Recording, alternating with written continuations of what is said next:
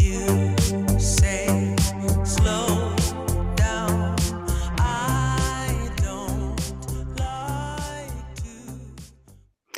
I have the good fortune of interviewing so many special people in this world and throughout my career, and today is just one more exceptional human being, and that is our guest, Kent Bray. He is a mentor, counselor, motivational speaker, and I can't wait to learn more about your story. Thank you so much for joining us on URF TV. Stacey, thank you very much for having me. Absolutely. First things first, you have a deep history in the game of rugby. Tell us about that. Okay, so I obviously am an Australian and I grew up playing rugby, and I didn't realise when I was playing the game in my teenage years exactly what a massive part it would play in my life. So I grew up in a small country town called Rockhampton in Queensland, and then I went to bigger city, Brisbane, to study law, and that's when my rugby career sort of took off. So when I was in my teenage years, the first thing that rugby gave me, which I appreciated, was a sense of community, a sense of togetherness. But the first big positive thing that rugby gave me was the ability to travel. So when I was 16, 17, 18, 19, 20, around those years, we were going to New Zealand with my school and then junior representative rugby teams. Went to Fiji, Tonga, Samoa, and I thought, this is fantastic. This sport, which is not professional at that stage, I'm getting to see the world. And then through rugby, I got an opportunity to play a season in Ireland when I was 21 years old. So now this sport, which I loved, I thought, this is amazing. Like I'm starting to see the world. And then once I got qualified as a lawyer, I practiced law for 18 months, but I hated it. I didn't like it. And so I applied to Oxford University, a great, world-renowned institution. And I would not have got in there without my rugby. I got in with my law degree, but I needed my rugby. So now rugby's given me this ability to travel, experience different cultures, meet amazing people, see amazing countries. I then live in Ireland for 3 or 4 months, which was a special experience. And then rugby was a contributing factor to me to go to Oxford University. So I just, at that stage, I just couldn't believe what the game had given me. And that doesn't even touch on the amazing, supportive, friendly people which is the fabric of the game. And that motto of have boots, will travel, I was definitely a recipient of that. And just to finish that off, I worked out, I played for Australia under 21s, I played for Queensland, I played for New South Wales, I played provincial rugby, but I wasn't going to get to international level. I knew I was going to fall just short. And so through rugby, I joined Harlequins Rugby Club in London. And from there, I got a job in the city. So now we've got rugby permeating through travel and culture and broadening my mind and maturing me as a person. Next minute, it's assisted me to get into Oxford University. Next minute, it's assisted me to get a job in foreign exchange as a money broker in London. The step from money broking in London to Citibank, where I ended up becoming a director, that bit, rugby didn't really play a part in that. But because rugby had played a part in, Oxford University, and I had the law degree, and it sort of had some of the building blocks which allowed me to interview for such a prestigious job at Citibank, which I got, and I was at Citibank for 18 years. So that part of it, I mean, I wouldn't be where I am today, and I wouldn't be the person that I am today without rugby and the network of rugby. It's just a fact. It's an unequivocal fact. Yeah. Amazing. What a beautiful story. Oh my goodness. And when I first started in rugby, this is one of the only sports I didn't play. I started covering it on television in 2018. And one of my very best friends is from Sydney, Mark Stabina. And he told me, he's like, now that you cover rugby, you can go any place in the world and have a place to stay, because rugby is genuinely that kind of community and that kind of friendship and familyhood that joins rugby and people together, right? Like you will be welcome in Correct. anyone's home that knows that you love rugby. That is Yeah. so special. And I also love all the traveling you got to do at such a young age. I say this all the time to anyone that will listen. If more people traveled the world, if they got out of their own bubbles, if they got out of their own countries, how much it grows us as human beings and opens our minds, our eyes, our hearts. I just think this world would be such a better place if more people traveled. And I love that Yeah. you had that opportunity so early. Yeah. So when I went to Ireland, back support what you said there. When I went to Ireland, I was 21 years old, and we're talking 1985. We're talking a long time ago. But I went to this club, and like every other rugby club in the world, you're just welcomed with open arms. And if you are from overseas, it's sort of doubly so. They really make an effort. So I was billeted with a family, Mm. and I wanted for nothing in that, 21 years old, 3 or 4 months in Ireland. I'm from Queensland where it's really hot. Ireland's really cold and wet and dark. And, but that didn't matter. The experience and the love and the connection and the togetherness and the fun and the laughter. You walk into a rugby club, you immediately have a group of friends. You'll probably get a job, probably get a girlfriend, and probably get somewhere to stay. I mean, seriously, it was And literally fed and good food, right? good Really food. good That's food. it. That's it. So yeah, I mean, it was just that was just one of many, many amazing experiences I had. Oh, I love that for you. I love that for you. And um, let me ask you this. If you could be, Mm, you had such a beautiful experience. If you could be the massive decision maker across all of rugby for a day, what would you mm. change? I think there's so much to change, but I think we've got to get back to community roots. I think we've got to Mm, get back to club rugby and the community. I think that the transition into professional rugby, it's almost like we raced ahead almost too quickly, and now it's professional. I think that sometimes we've lost some of that really community networking fabric that you get in a rugby club. So I think that there should be. I'd like the game to recognise that the foundations and the historical foundations upon which the game was built was around clubhouses and around community sport. And I just think that they may have lost sight, the professional era may have lost sight of that. And I think they need to address that and get, club rugby. Certainly I know in Australia and well, I don't know how it sort of operates in the US, to be totally honest, but certainly in the countries that I've played rugby in, club rugby is being challenged, and we need to make sure that grassroots rugby is strong and robust, because that is the foundation of the game. I love that. And it seems like an easy fix. Do you think it is? I think it just takes a mindset change. I do think it takes a mindset change from the powers that be. I think we get lost with the very, very top end. I think the concentration looks, like over here, Six Nations rugby, obviously World Cup rugby. In Australia, there's Super Rugby, and I think that with TV rights and the advertisement and advertising of the game and raising of funds and everything, that's fine at the very top end. But I think they get lost in international rugby at times, and have to remind themselves that the grassroots rugby is the actual foundation of the game. And if that dies, well, ultimately you'll be in a lot of trouble at the top end. So it's Hmm. possible, but it needs some real attention from the powers that be. I like that plan a lot. You're hired. You would be great at running Well, that for a day. I I love got out that. of rugby from the administrative side, because, to be totally honest, that grassroots stuff. I was a director of rugby at a couple of small rugby clubs over here in the last few years, but I found it very, very frustrating. Money Mm, permeating the game at the lower level, and just rugby players sort of moving around for small amounts of money.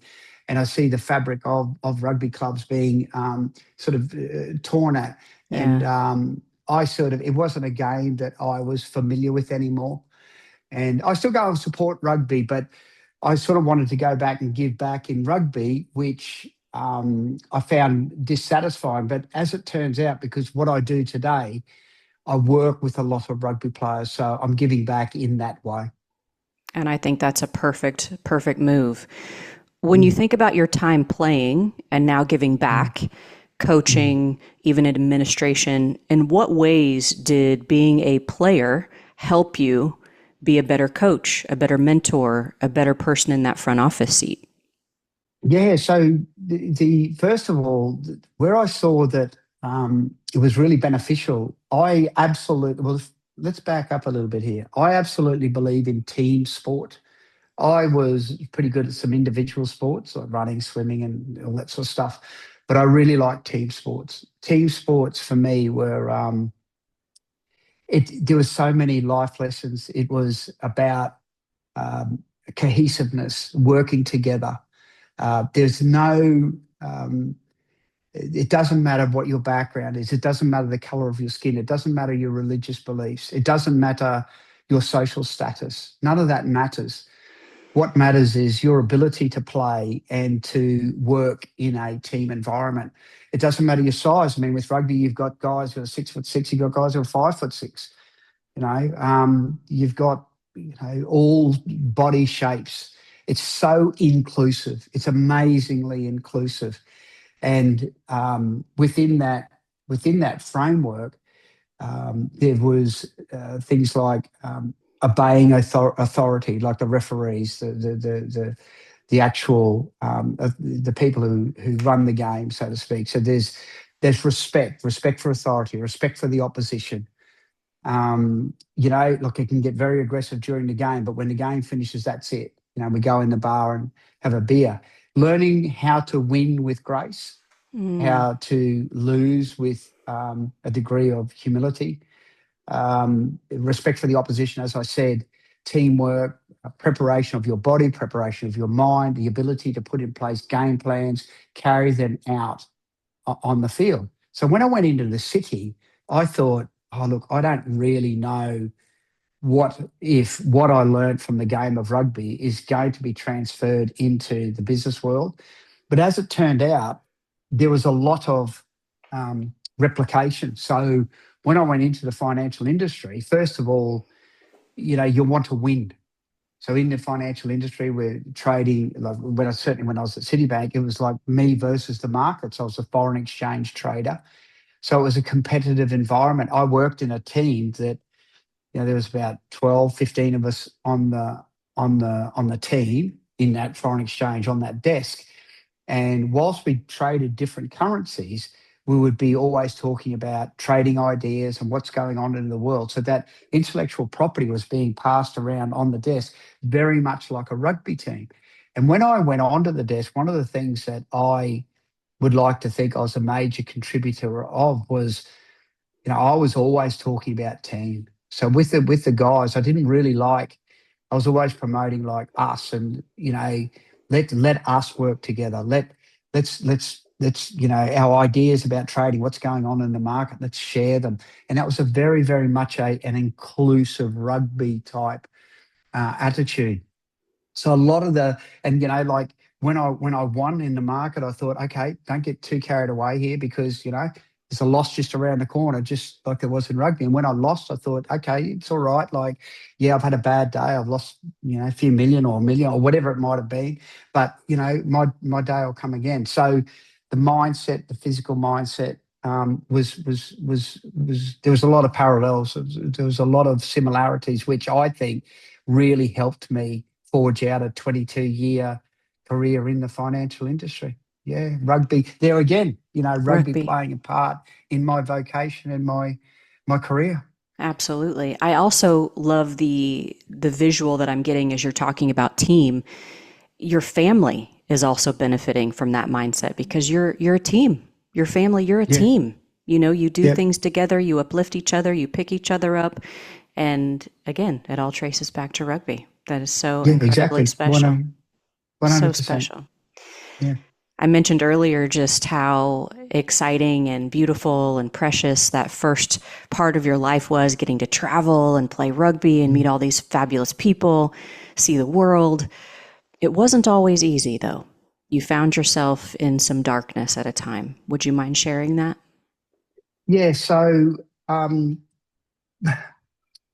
rugby got me to a certain, rugby assisted me, helped me grow as a person, be broad-minded, take on challenges, and got me into the city. At that point, it was sort of almost like over to me to forge out a career, and I got introduced to cocaine. Um, and funnily enough, it was at Harlequins Rugby Club. A businessman offered me a line of coke, and I never had coke before. And I said, I had this line of coke and didn't think too much of it. I didn't chase it after that. But then, as opposed to rugby, where that environment's all about being fit and healthy and strong and whatever, up in the city, the environment changed in the sense of there was prestige and status, and a lot of disposable cash was available to me. And going out in London to the best restaurants and going to the major sporting events, cocaine was in my orbit, which it is for a lot of people. Some people pick it up, some people don't. I picked it up and it was a social drug. Unfortunately for me, in my 40s, and this is where my next sort of part of my journey sort of started. So I was doing cocaine, and then in my 40s, I was struggling. I was done with England. I'd been in England for 20 years. I really wanted to go home, but I couldn't go home because I had two young children and my ex-girlfriend. I had responsibilities there. The relationship wasn't going very well at all. And I was pretty burnt out with the city, been up in the city for 20 years or something. And I was struggling. And rather than putting my hand up, my ego and my pride and my ability to say, look, I can get this done. I've got everything done in my life. So I'm starting to lean into this drug too much, but I'll be okay. And I descended. And at the end, the last 3 to 5 years, my cocaine use went industrial, and I didn't speak to anyone. And furthermore, not only did I speak to anyone, I was like unbelievably secretive. So work colleagues didn't know, my ex-girlfriend didn't know, and which in hindsight, everyone says it's unbelievable, because in the end, I was doing up to 20 to 30 grams of cocaine a week. Some days I was doing 6 grams of cocaine a day, not because I was enjoying it, it was because I was addicted. My body was craving this substance. I know you guys speak in pounds over there, so I lost 5 stone. So I lost 70 pounds. I lost 70 pounds in weight. And in the end, I left Citibank because I was just so embarrassed how I looked. I looked like someone at Citibank called me off the desk one day and said, "You got a second?" And I said, "Yeah, yeah." And I went off and he said, "Mate, I'm going to ask you a personal question." And I said, "Yeah." He said, "Mate, you've lost so much weight. Have you got cancer?" Wow. And I said, "No, I don't." And I thought to myself, I've got to get out of here because, and I was, my second last year at Citibank, I don't know what happened. I had an amazing trading year, and I was getting 3 grams of cocaine delivered on delivery, 9 o'clock every morning. And I would do cocaine all day, and then sometimes in most of the night as well, some days, as I said. And I lost a lot of weight. When I spoke to the guys, when I got clean sober, I went out with a couple of guys I worked with, and I said, "Look, I've been into rehab and I lost a lot of weight." They said, "What?" Couldn't believe it. I said, "Look, when I lost all that weight, what were you guys thinking?" And they said, "Well, your profile was always like the athlete, the rugby jock guy and whatever. We thought you might have been doing like triathlons or something. We thought you might have just lost all that weight because you were just excessively training." No one put me down as a drug user. And so I was fighting a lone battle that I was going to lose. I was going to die. So what happened in the end was, and just for those who are listening to who are watching this and listening to this, if you've never done cocaine, a couple of things. One, 20 to 30 grams of cocaine is like doing 40 bottles of wine, like the equivalent. Like it's extreme. It's off the charts. The other thing about cocaine use is that it raises your body temperature and puts an enormous amount of stress on your heart. So the fact that the fact I didn't have a heart attack is absolutely miraculous. It's crazy that I didn't have a heart attack. So I went into rehab, and I'm going to bring this back to rugby in a second. Prior to going into rehab, and this is so I've told you that rugby took me around the world. I experienced the different cultures. I went to Oxford University. Rugby helped me get there. Rugby initially got me a job in the city. More travel. Rugby, right? So now I am virtually a day at a time dying, really. I'm lost. I'm alone. No one knows. My family's in Australia, all my very, very close mates in Australia. I've dropped out of all social groups in the UK because of the guilt, shame, remorse, and embarrassment. And I could not stop. I couldn't stop. There's times I was in front of a mirror, literally screaming, saying, swearing, like, stop it. Stop. What is the matter with you? Stop. And I'd be picking up cocaine the next day. Couldn't stop. Could not stop. 2015, I've told the story many times. 2015, Rugby World Cup's on. Guys are coming from all over the place. Really good mate of mine from America, Don James. He played for the American Eagles. He came over. There's a couple other guys from America. Some guys from Australia came over. And Troy Coker, he won a World Cup with Australia. Frankie Austin and Dirk Hansen. Anyway, these guys turned up, and I've known these guys for 30, 40 years. And they had one look at me and said, mate, what's going on? After a few days, they saw just what I was doing, and they said, right, we're going to have an intervention. And I said, no, I don't want an intervention, no interest. I'm fine, I've got this under control.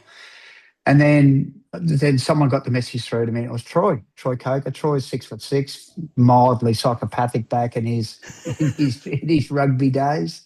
So not exactly, Mr. Emotional or whatever, but great, great, great friend. Anyway, we'll walk us through South Kensington, put his arm around me one night, and he said, mate, we're leaving in a couple of days to go back to Australia, and DJ's going back to America or whatever, but please, you've got to get professional help. You're so far off piste here. You're not listening to us, and we're really worried, And funny enough, my fighting spirit said, right, I'll prove Troy wrong.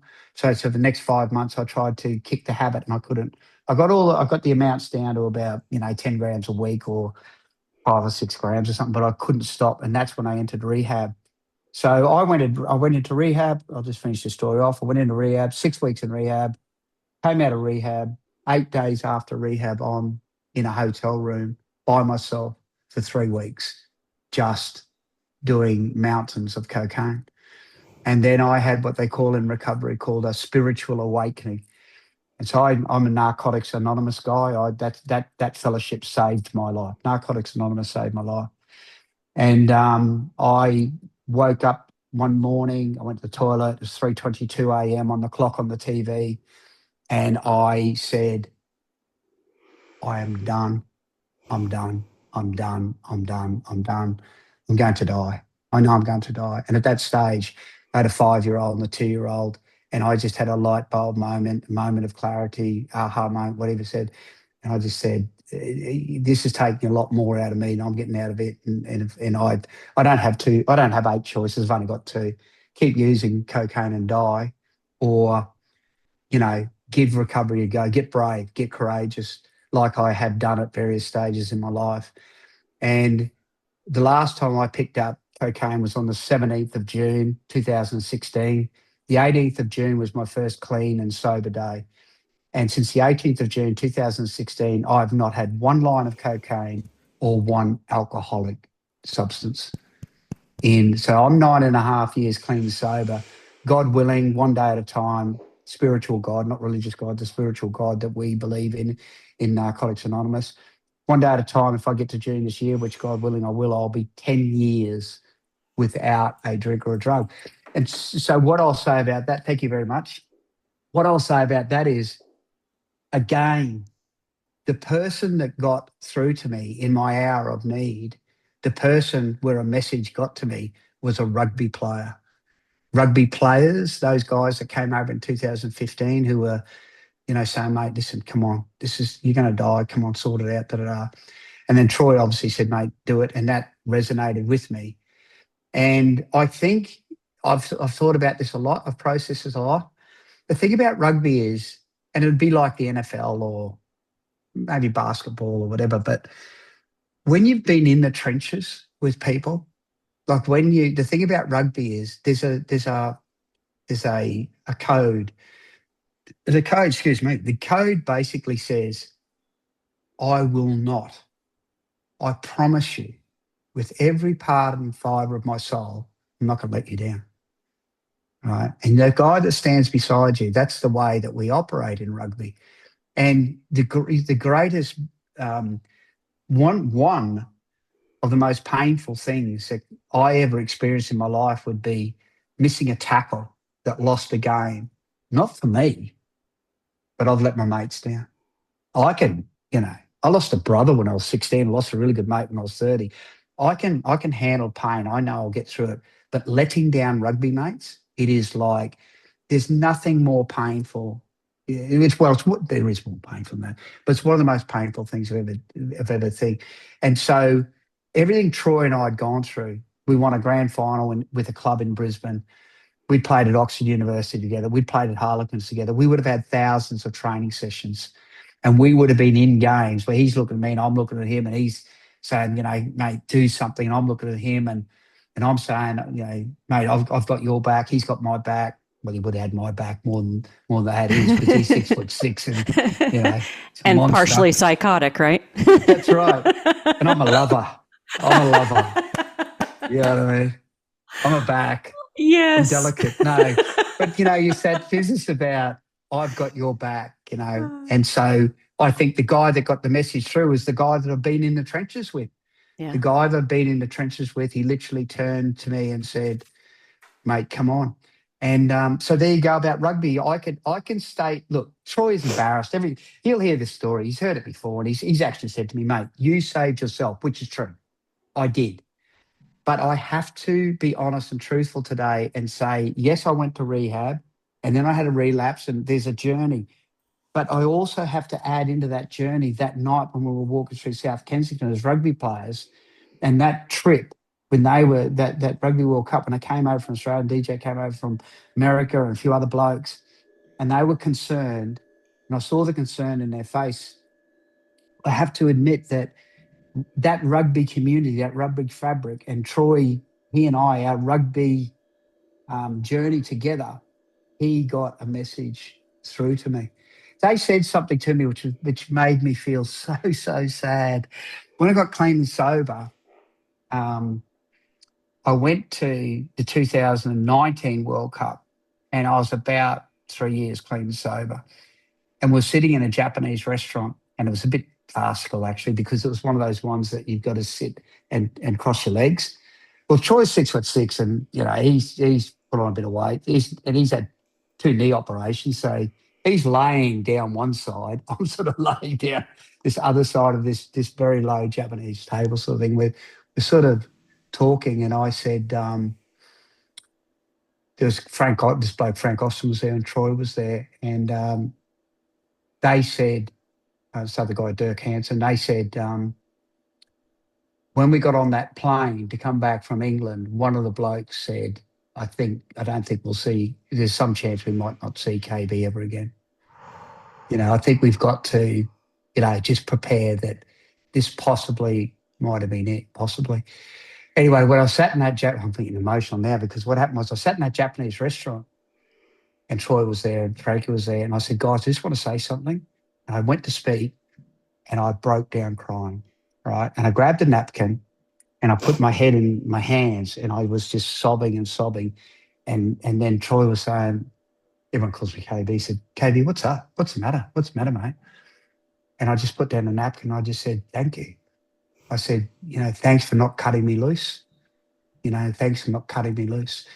And the other thing that, Stacey, I just want to say is that the other thing that has made me very emotional in recovery is that when I went back, like, it is trust me, it's very difficult. I'm fine now talking about addiction and cocaine, how much I did. And I've wasted $1 million. I put $1 million US up my nose. Like I've had a divorce. There's been a big financial reset, and I went and studied again and all that sort of stuff.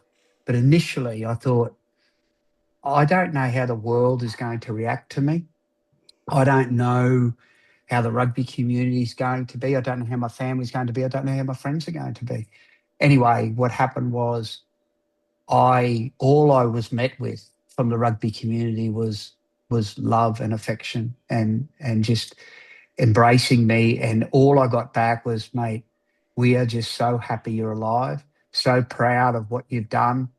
And again, we come back to the tone of this conversation was rugby just never, ever let me down. It has never let me down. And now I give back by working with a number of rugby players who some have got some, substance abuse problems, some have got some alcohol problems, some have got marriage issues, some are lost and confused. I'm actually working with some World Cup winners from the 90s, and they've gotten to a period of their life where they're getting into their 50s and they don't know they got to a point, I don't know what it's all about. Like, I'm a Rugby World Cup winner. I should be happy. I should be, but, some parts of their lives have fallen on hard times or challenging times or whatever. And so I work with a lot of rugby players, England premiership, so guys who play for premiership teams over here. They're in their early 30s. They're struggling from the transition from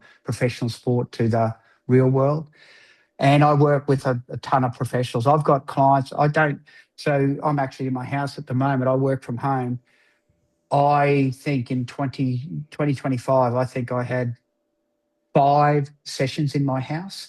I'm online and I am all over the world. I've got Netflix executives that I was working with from the States, guys in the Philippines, Hong Kong, Brazil, Singapore, Switzerland, Australia, New Zealand, and these guys are crypto trader who's made $50 million, who's dropping $10,000 or $20,000 on weekends on things he shouldn't be doing. He's going great. Hedge fund managers, bankers, brokers, but not just that. I mean, tradesmen, whatever it might be. But I think a lot of the people I work with, they see my profile, they see the rugby, they come to me if they're an ex-rugby player and if they're an ex-financial guy. So I've turned my life around amazingly. The greatest gift I've got out of recovery is to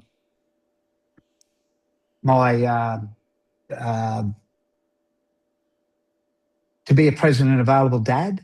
My kids are 16 and 13, and they're getting the best of me, whatever the best of me is.